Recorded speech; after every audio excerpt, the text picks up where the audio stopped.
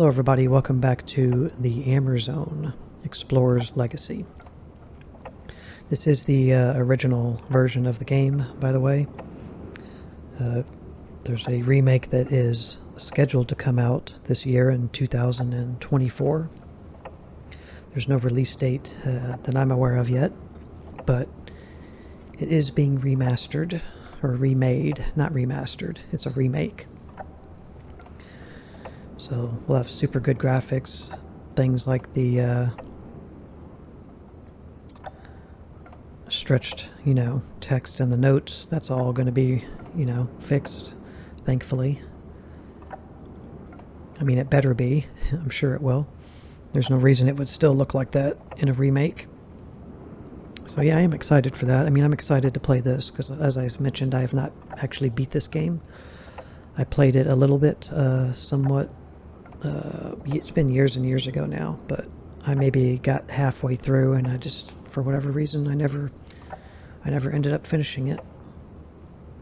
That's what's nice about having a gaming YouTube channel, is it lets you, or sometimes forces you, to finish or play through something that you never completed. And you're more likely to stick with it when you're making a YouTube video. So we can't do anything else here. There's nothing to pick up or interact with. This is just a sink, stove where he can cook. He's got a little bed over here in the corner.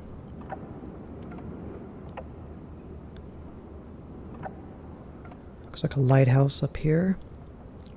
Of course, he's just, not alive over here anymore. The only other thing we can interact with down here is this phone. And if you recall, where was it? Not this one. I think it's in the envelope letter. We got a phone number up here. So, need to pick up the phone. And I'm going to reference it on my phone so that I can dial this number. Because I did try to bring the note up as I was putting the number in little by little, and it doesn't count. The call will never be completed, so you have to do it right from memory. You can't bring up the inventory screen. So it's 0, 3, 4, 6, 5, 2, 8, 1, 7, 9. Hello, Museum of Natural History, Paris, France. Curator Edward Willow speaking. What? Malapla, you again. I swear, I told you before, it's no use phoning. Your expedition plans to the Amerzone do not interest us. Do you understand? But we have neither the desire nor the means to make your fraudulent adventures. So, I beg you to stop bothering us. My predecessors learned the hard way that caused success to you, and I won't be taken in. Do you hear me? I am a serious scientist, sir. Ha! Goodbye and good riddance. Okay, buddy. Didn't want to talk to you either. So if we ever get any other phone numbers, we can attempt to call him. So we were talking to the curator of the museum there, and he's still pissed off with us. So make a save here. All right, we'll head on upstairs. Okay.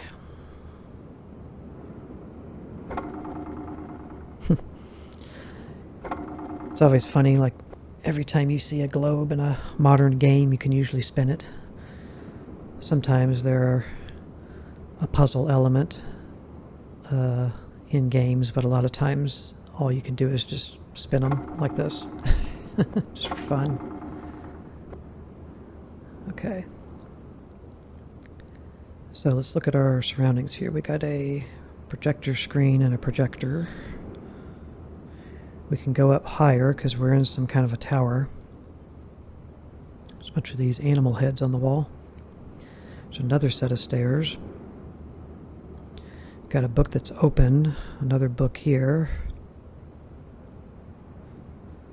Let's look at this. So we'll start with this first and get it out of the way. This is basically Alexander, his Amerzone diary. Let me get to my notes here. Okay, I wrote something up here that I'm just going to read back to you guys because I wanted to make sure I said what I wanted to say about it. Okay, so this book provides some Amerzone background information as well as help in progression in the game. The text is pretty difficult to read in the book, as you will see. It's just like the note we already read that I showed you was in cursive, handwritten. So I went ahead and made what I'll call a translation guide for this game, as one doesn't exist, nor does a proper mod to fix the text. You'll find a link in the description of this video. Actually, yeah, I'll put it in this video, as well as the first gameplay video. But you'll find a link in the description to a .rar file on my Google Drive, a .rar file, like a zip file. In the RAR, you'll find text translated in a .txt file. You'll also find in-game screenshots of the actual book pages that we're going to look at here in a minute. I did my best, but some words are very hard to read accurately. It looks like the game is storing its files in .pak or PAK format.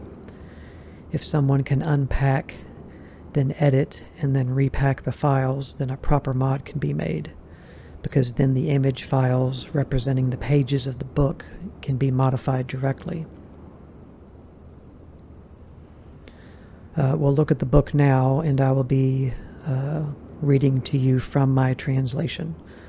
So sit back and enjoy story time with me as we learn about the Amerzone. Okay. So that's my little spill that I wanted to read off to you guys. So yeah, check that out in the description of Gameplay Part 1, and I'll put it in Gameplay Part 2 here, since this is the video I'm mentioning it in. You'll find it in the description. There'll be a link. It'll take you right to my Google Drive to download a RAR file that has a bunch of separate images for all the pages, JPEGs, and then a text file that has what I'm going to be reading to you now. So let's go ahead and click it. So he just picks it up and puts it in his inventory. So this is something you carry with you the whole time. So yeah, this video is going to be a lot of reading. Please stick around though if you want to know what's going on with the game and understand what Amerzone's all about. But there's a lot of text to read here, and I'm going to read it all in one shot. So, and we'll probably reference it later on too. It's meant to be referenced kind of as you play, but I'm going to go ahead and get it read through in this video as much as I can, hopefully. Okay, so I'll be showing you each page as I'm reading, but I'm going to be reading from my phone. So this says Alexander Valenbois. That's who we just talked to. Journey to the Amerzone. Click down here in the corner, back out in the left corner with the square, or continue by pointing down here. Okay. Alexander Valenbois, born on 28/6/04. So I guess the 6th-month, 4th day of the year 2028. So this is directly talking about the guy that's out there that died talking to us. So he was born 28/06/04 in Paris, France. He's a doctor in zoology and has a degree in tropical biology. Journey to the Amerzone, 1932 to 1934. diverse notes and observations from explorers. Number 1, preparations for the journey. Number 2, Puebla, which we've heard mentioned already. Number 3, the Amerzone River. Number 4, the Ovovas tribe. I think that's how you say that. Ovova. It's hard to tell. That's how I'm saying it. Ovorvorus, maybe. Ovorvorus. I'll probably say it 10 different ways. Number 5, the marshlands and volcanoes. Okay. This is page 1. Page 2. The Amerzone goose. The Amerzone goose owes its name to the fact that its annual migration leads it to the delta of the Amerzone River, where it settles down for the winter. The simplest way to reach the shores of the Amerzone would be to follow the same route as these birds, were it not for the constraints of refueling to be taken into account. So that's all very important right there. So the simplest way to get to the shores of the Amerzone would be to follow these birds. Okay, page 3. 19th of October, 1932. David and Antonius watch the geese fly off towards the Amerzone.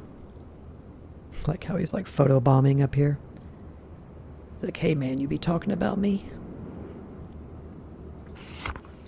Page 4, 22nd of October, 1932. 7 hours and 53 minutes.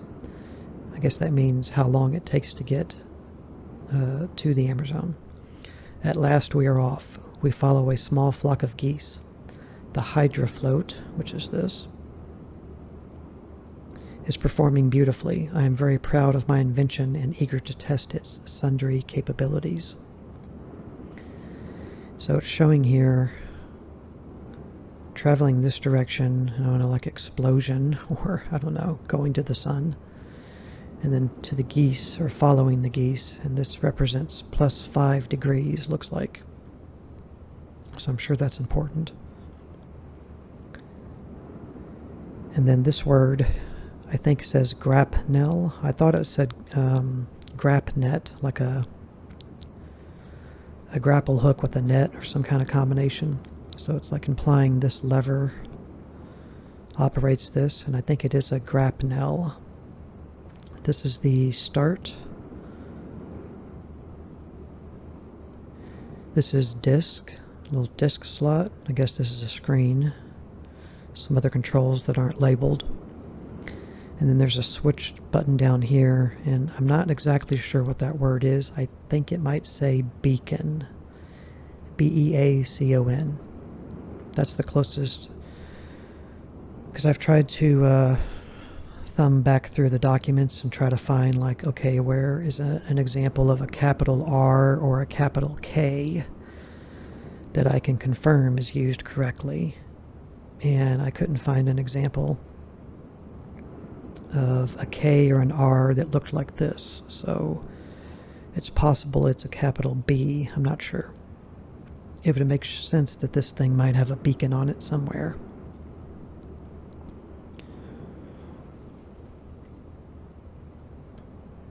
As mentioned elsewhere, either by me or in text, if you think I'm saying something wrong here, let me know and I'll correct it. Obviously not in this video, but in the translation I've made. I'll correct the text or anything to improve it, you know. Alright, so these are the controls for this thing that's called a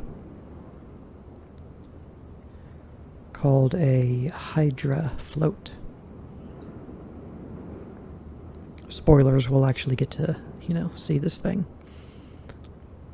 Okay, page 5. Shipwreck Islands. A large number of sperm whales have settled here. I fear that we might have hit one of them on approaching the channel that leads to the atoll. Okay.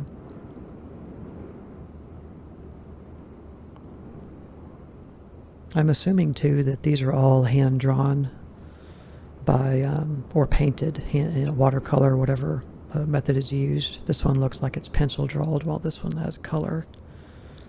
But I believe these are all drawn by Benoit Socal, the guy who, wrote the story for all this, for the series Siberia, as well as Amerzone. Okay. So now we are on to page 6. The atoll bears its name well. It seems to be the meeting place of all those who pace and explore the planet. Unfortunately for many of them, this is where the adventures stop. For lack of transport, this is a necessary stop. We need petrol for the hydrofloat. We need gas, fuel. You may notice me say some words that aren't even actually here, and that's because there are not really words that are necessarily spelled incorrectly in this, but they are used wrong, or they're missing, or they're kind of backwards, like, because remember, this is a French developer that made this game. So I've tried to just taken the liberty of injecting some words that need to be there, like if they're missing, or if they need to be flipped around just to make the sentence make more sense. Okay. Page 7. 25th of October. The sperm whale we hit has caused serious damage to our hydrofloat. I am afraid that if Providence does not come to our succor, our adventure will end right here, on this wretched island. That's a word I've never seen before. Succour. 1st of November. I've lost all hope of repairing the hydrofloat, so it's completely trashed. If we need one to get to Amerzone, that must mean there's more than one, hopefully, somewhere. Because it sounds like this one's totally destroyed. Page 8. 10th of November. We are in very poor spirits. We are indeed prisoners on this ill-fated atoll. We spend our time listening to stories told by the travelers passing through. Then, with a pang of anguish, we watch them set off again. Mikowski and Alvarez.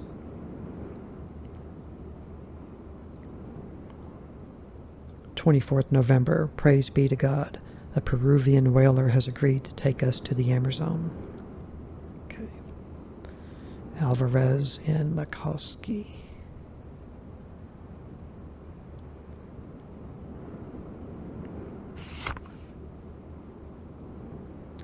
Page 9. 25th of December, 1932. We set foot on the shores of the Amerzone. As far as the eye can see, the delta of the Amerzone River. Thing's crazy looking.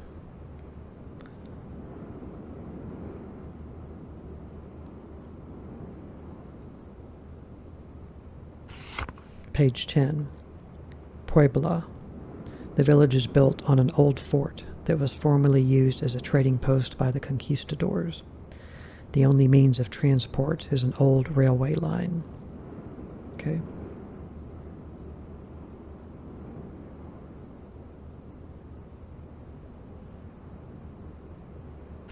Page 11. This village is a flourishing marketplace for all the population of the region.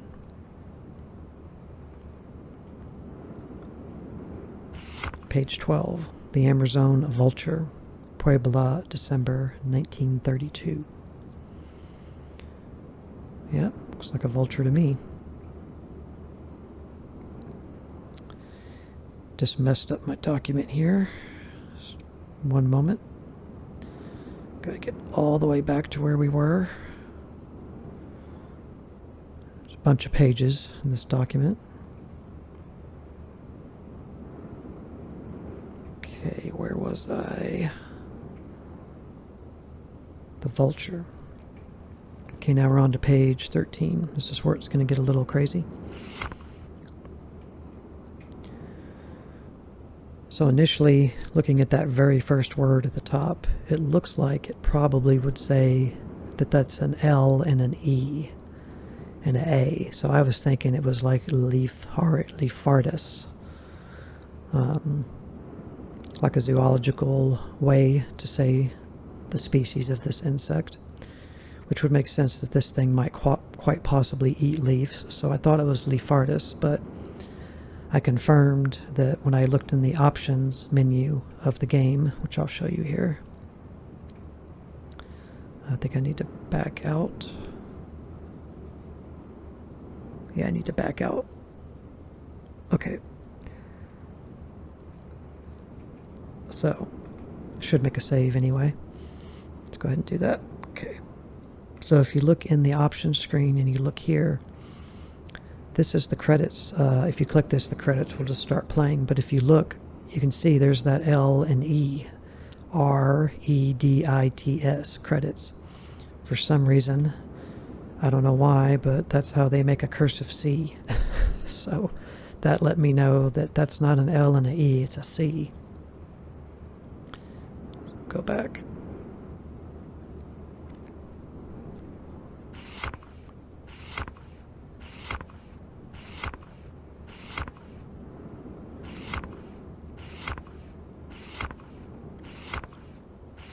So that means that word is not Leafardus. It's Cuffardus, I think. Cuffardus.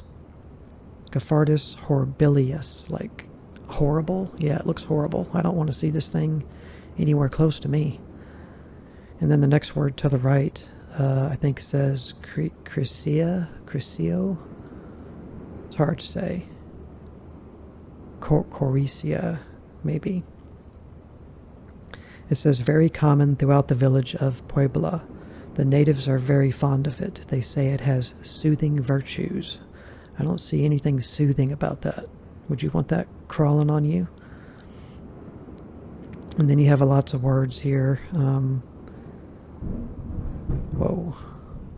I'm sure you hear that. It's a big crack of thunder out there. Where I'm at, I've recently had a tropical storm come through, and we're getting it's past me now, but we were getting a lot of rain and wind whipping us, and we're still having some bad weather. So that's what that loud crack was. So starting at the top right corner is the first bug. I think that says Vahoria, and then left to right, I'm going to go with the rest. Maloa, Kato, Koroku, Zabalino, Bola, then now the bottom left corner. Zablino, or no, already passed that. Zabano, Zabanino, Locolo, Kari, Zexblut, I don't know how to say that. And then Banani. I don't know how to say any of this, but I'm making an attempt. Just for you guys. Just for the two viewers that watch this ever, that actually sit through me reading this. This is all for you guys. Alright, so the next page. This is page 4. Puebla, 1st of January, 1933. Last night a man told me about some strange white birds. He has agreed to guide me up the river. He is of mixed blood and lives in the jungle. 10 days from Puebla, by canoe. So 10 days from there, by canoe, it takes to get to the Amerzone. Wow. A shabby hut on the riverbank. Farewell to Makovsky and Alvarez. So it says here, a shabby hut on the riverbank, yeah. Representing this. Okay. This is where this guy lives, in Puebla, and he's willing to take us by canoe to the Amerzone. Pretty nice guy.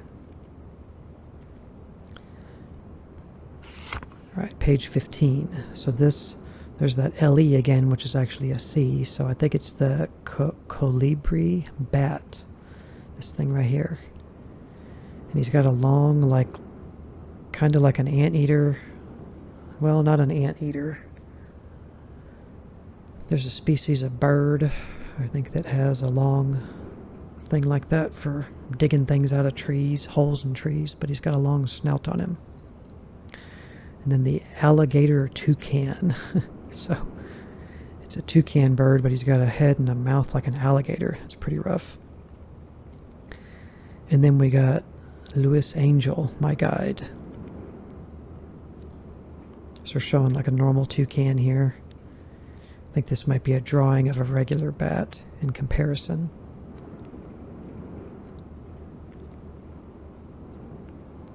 "14th of January 1933. The surroundings of my guide's humble dwelling place are, from a zoological viewpoint, very rich." Okay, so he's pretty well off then for being a native. Page 16. So I think that this thing is called a sucker-er.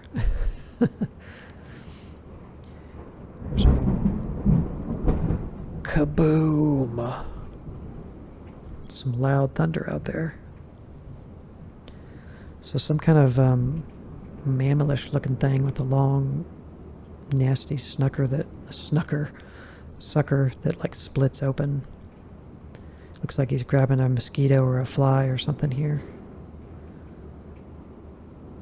So it makes sense he'd be called a sucker-er, because that's what he's doing. On the banks of the Amerzone River, 12th of January 1933. Page 17. Porcopotamus. So it's a hippopotamus crossed with a, what? A porcupine? Not a porcupine. Kind of like a pig. Interesting. The tricorn buffalo. Skittish animal and apparently stupid. Okay. Page 18. Rhinopotamus. So hippopotamus with a rhino. This animal seems to be bound to the meanders of the Amerzone River. The natives hunt it, as they do the porcopotamus, with which it must not be confused. The Amerzone River branches off into several small tributaries. The current is very strong, and only the solid experience of my guide enables us to progress without mishap. Okay. Page 19. Pecosaur. So he's got like aquatic feet, like a dinosaur with some weird tentacle thing. Oh, okay, he can catch fish with it. So he uses that as bait to catch fish. Interesting. A strange fish-eating lizard. Its habits are truly remarkable. It dons a long nasal appendix that ends in a kind of claw that it uses to fish after hooking an insect larva to it. Wow. Pretty complex there. Okay, page 20. 17th of February, 1933. We set up camp in one of the many inlets that stretched along the river. 18th of February, 1933. My guide deserted me during the night. Well, that's not good. 19th of February, 1933. I have reached the falls of the Amerzone. I don't say anything about the snake here. It just looks like a standard python, I guess. Page 21. 22nd of February, 1933. I glimpsed a native village in the distance. I hesitate to establish contact with these Indians. I think it is their approaching presence that made my guide run away. 23rd of February, 1933. A strong fever has been racking me since the middle of the night. I am too weak to get up. My senses are progressively deteriorating. That's not good. Page 22. 28th of March, 1933. The positive development of my illness now permits me to resume the course of this logbook. The inhabitants of a strange village, who are apparently devoted to a form of worship that still escapes me, have taken me in. They are peaceful Indians who survive on hunting, gathering, and honey, which they consume in great quantities, that they eat a lot. Okay. My video's ended here as far as my timer goes, but I'm going to keep going in this video. I'd like to complete this diary reading within this video so it's not broken apart across multiple videos. So this video will be longer than intended, but that's no problem. All right, next page. I like how this one's like got his butt way up in the air here. All right. So this is page 23, and as you can see, there's no text. Thankfully, she's got hair down in front of her, so I won't have to blur this out probably. I think YouTube will accept that. This is probably that woman we saw in the photo downstairs in that photo frame. But yeah, this is the only page, I believe, in this diary that does not contain any text. So next. Page 24, 15th April 1933. I must admit that I'm quite proud to have brought to these Indians a few rudiments of civilization. I have made them understand that waterfalls can be a great source of energy, and that the laws of mechanics and physics can tremendously improve their lives. With their help, I have developed various pieces of machinery that will free them from their daily constraints. Okay.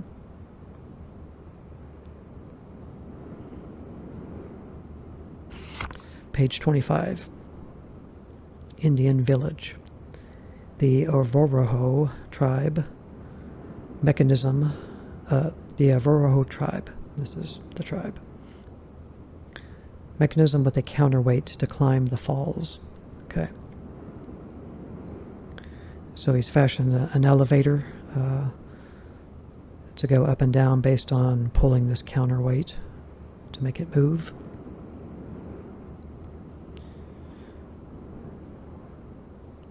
Page 26. Mechanism to climb the falls. At the controls at dawn, filling the boat with counterweight, hauling towards the marsh. Okay.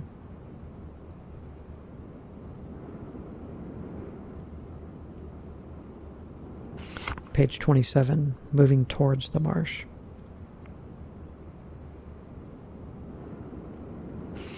Page 28, June.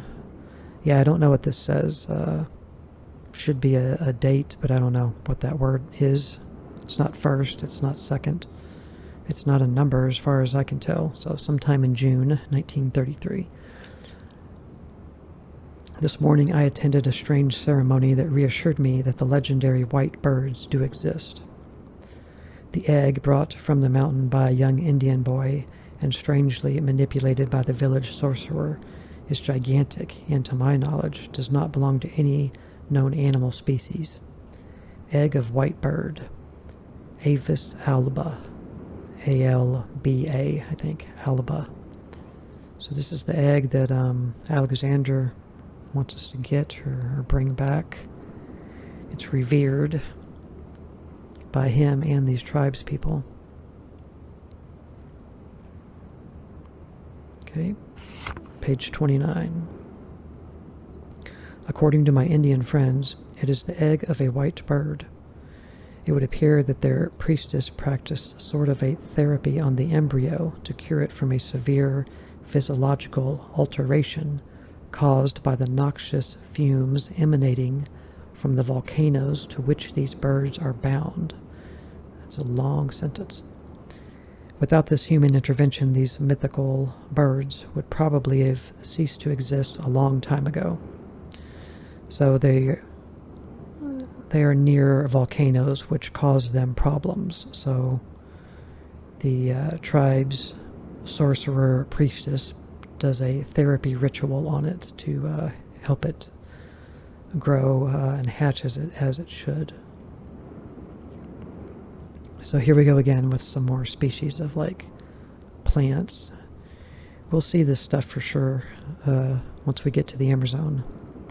We'll see these plants and these species of animals that we're looking at here. So starting with this one, Podo, Manka, Rachi, Zangla, Zola, Matiti, Kato, Bolo, and Chico. These look like a fruit, I guess. And these are both flowers or plants. That's some sort of fruit. Okay. Page 30. Judging from the primitive paintings that I was able to see of the village, a young Avoho Indian boy must go through a fearsome initial rite to enter adulthood. The teenage boy must set off alone towards the volcanoes in the Amerzone, seize the egg of a white bird, and then take it back to the village. As soon as the priest has finished the sacred ceremony, the young man has to take the egg back to where he found it, so that it may hatch under good conditions. There you go. So there he is. Spear in hand and bow, I think. I don't know what these things are. It looks like we got Icarus over here flying around. Some kind of birdman thing. Okay, page 31. 2nd of June, 1933. I took leave of my hosts at dawn. Thanks to the mechanism that I had devised to climb the falls, I succeeded in taking my boat up the falls and then, with a complementary system, beat the torrential current. In so doing, I reached the place where the river settles down and loses itself into the marshes, or in the marshes. Page 32. The marshlands are sacred to the Indians. It is the burial ground of their ancestors. It is necessary to go through them to get to the volcanoes. It is always a dangerous place, and going through it is a terrible ordeal. The web-footed giraffe is and has always been domesticated by the Indians. Okay, web-footed giraffe. Here we go. That's what they are. The Indians mount them through the marshlands, as you can see. The ones that have remained in the wild are very timid. And then it says web-footed giraffe at the bottom.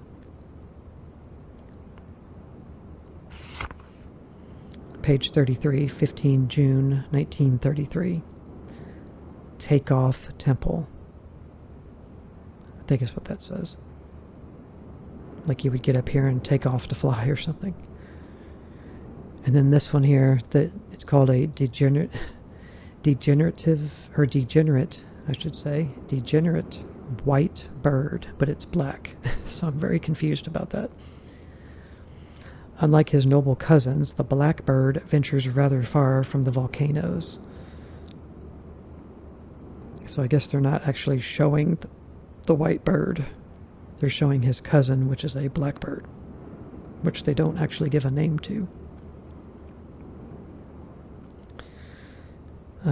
Rather far from the volcanoes. And then over here, there's that LE again, which should make this word be chain and not lehane, because that doesn't make sense. Lehane of volcanoes seen from the temple. It's chain of volcanoes seen from the temple, just like a grouping of them. So, degenerate white bird. Nice name for him.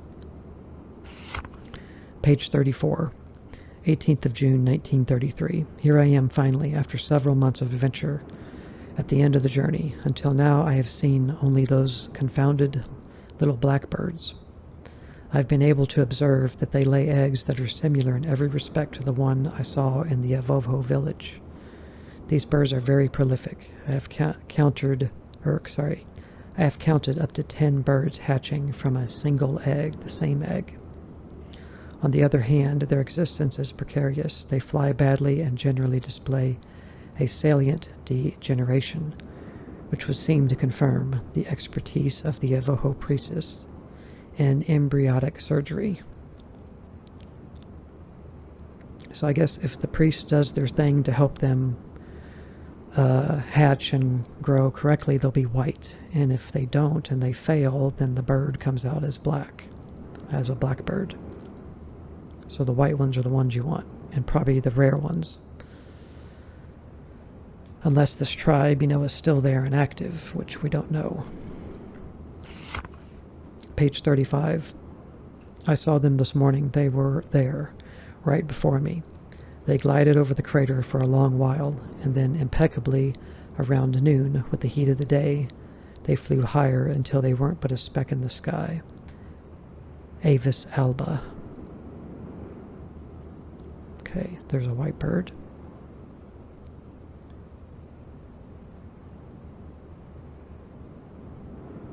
So as you can see here, like this is the part where the note is not written correctly, where it says